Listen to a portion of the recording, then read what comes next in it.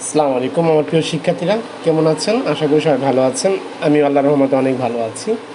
তো আজকে আমরা যেটা বিষয়টা নিয়ে শিখবো সেটা হচ্ছে মাইক্রোসফট অফিস ওয়ার্ডের ডিজাইন মেনুর পেজ বর্ডার।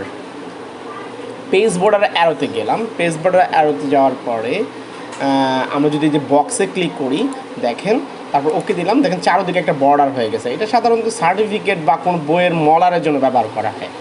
আবার আমি যদি পেজ বর্ডারে অ্যারোতে যেয়ে যদি আমি এগুলো চাই যে একটু পরিবর্তন করার জন্য, না ওটা আমার ভালো লাগছে না, আমি একটু অন্যটা দিব, তো এটা দিয়ে আমি একটা পছন্দ করে আমি ওকে দিতে পারবো এই স্টাইলের এই অ্যারোতে গিয়ে।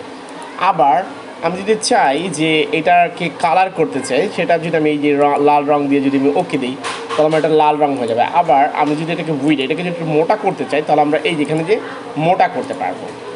আবার আমি যদি চাই যদি এটা আর্ট বা কোনো একটা সুন্দর একটা বড়া দেওয়ার জন্য, সেটাও দিতে পারবো। ওকে। আবার যদি চাই আমি এটা কেটে ফেলবো, সেটা কীভাবে করে, পেজ বর্ডারে গিয়ে যে নান কথা আছে, এটা এখানে ক্লিক করে ওকে দিলেই স্বাভাবিক হয়ে যায়। আশা করি আপনারা বুঝতে পেরেছেন আমাদের আজকের টুলটা নিয়ে, পেজ বর্ডার্স নিয়ে। তারপরে যদি আপনাদের কোনো কোশ্চেন থাকে আমাদের কমেন্ট বক্সে দিতে পারেন। ধন্যবাদ, আপনারা সবাই ভালো থাকবেন।